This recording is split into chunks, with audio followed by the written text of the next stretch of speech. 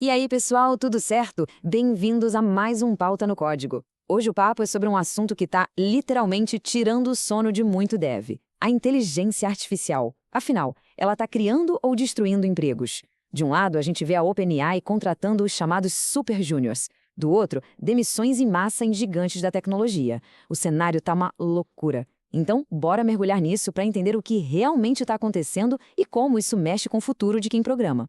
Olha, essa frase pode até soar meio dramática, né? Mas a verdade é que ela captura perfeitamente o sentimento que está no ar. Habilidades que a gente levou anos para construir, agora estão ali competindo com ferramentas que evoluem em questão de meses. É essa realidade que a gente vai explorar hoje. Essa desvalorização super rápida do que a gente considerava padrão e a busca frenética pelo que é novo.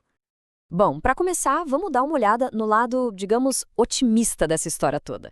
Porque sim, tem uma nova geração de talentos surgindo, uma espécie de nova guarda que já nasceu pensando em IA e que está basicamente reescrevendo as regras do jogo. E o mais interessante aqui é justamente esse conceito de super júniors. Segundo Jargeli Oros, a OpenAI está de olho nesses talentos que são nativos em IA. Muitas vezes há uma galera que saiu de aceleradoras e que usa ferramentas como o Copilot de um jeito tão diferente, tão inovador, que eles não só aceleram de movimento, como acabam ensinando truques novos para os engenheiros mais experientes. E esse gráfico aqui, olha, ele deixa isso bem claro. Saber usar ferramentas de IA está deixando de ser um diferencial para se tornar o novo inglês no currículo. É o básico do básico para sequer começar a conversa. A demanda por essa fluência já está passando por cima da demanda por habilidades que a gente considerava tradicionais.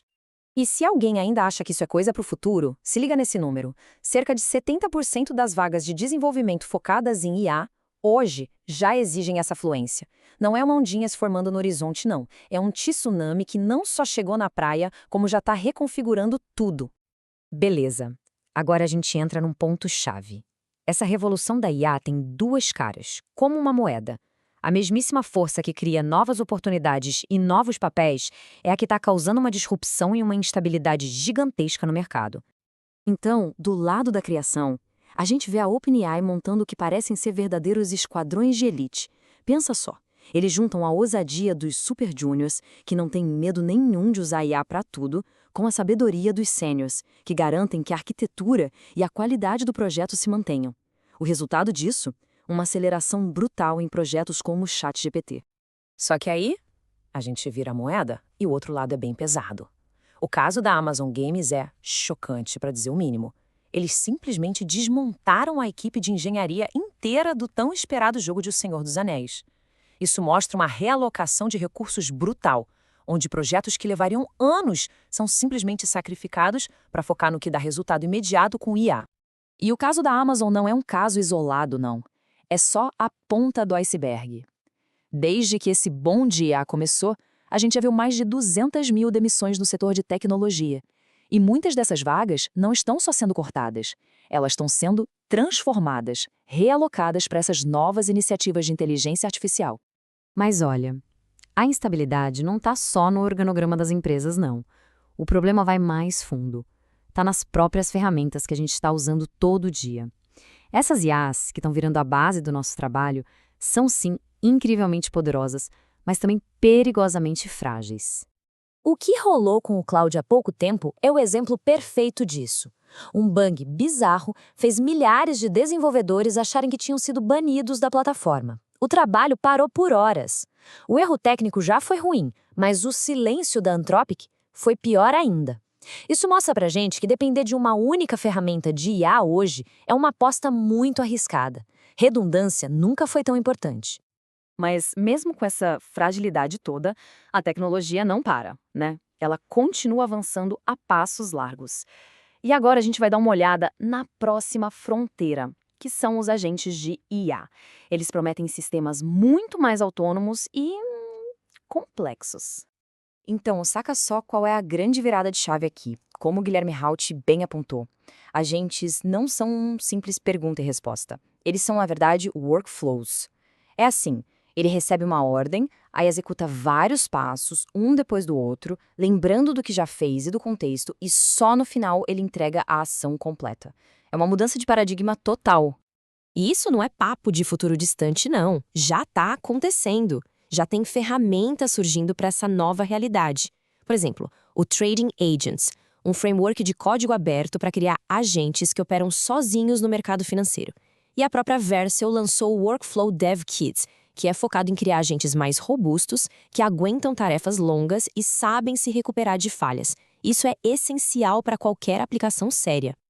E nesse mundo de agentes autônomos, o jogo muda completamente.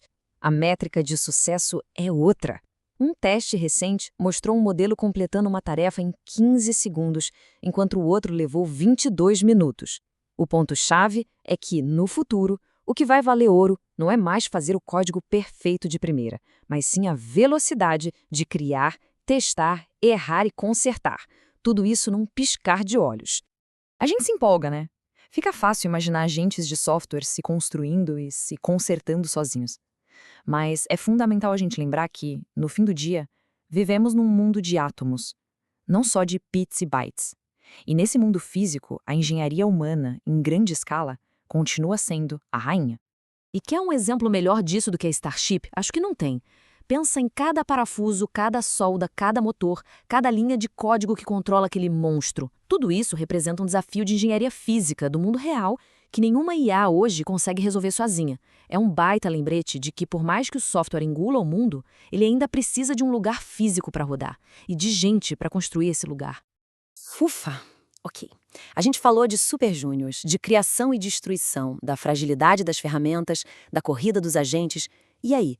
O que a gente faz com essa montanha de informação? Como é que se navega nesse cenário que está mudando tão rápido? A parada é a seguinte, e se resume a 3 pontos principais. Primeiro, adaptar as habilidades, pensar muito além do código puro. Segundo, não tem mais desculpa. Dominar as ferramentas de IA não é opcional, é o básico. E terceiro, na hora de construir qualquer coisa, o projeto tem que ser resiliente, tem que partir do princípio que essas ferramentas novas podem e vão falhar. E tudo isso deságua naquela pergunta de $1 milhão. A pergunta que realmente fica no final de tudo isso. Se a IA pode escrever o código, qual é o verdadeiro valor de quem desenvolve software? Talvez a resposta não esteja mais na sintaxe perfeita, mas sim na estratégia, na arquitetura do sistema, no pensamento crítico e principalmente na nossa capacidade de fazer as perguntas certas para a máquina responder. É nisso que a gente precisa pensar. Fica aí a reflexão. Valeu por acompanhar mais este Pauta no Código.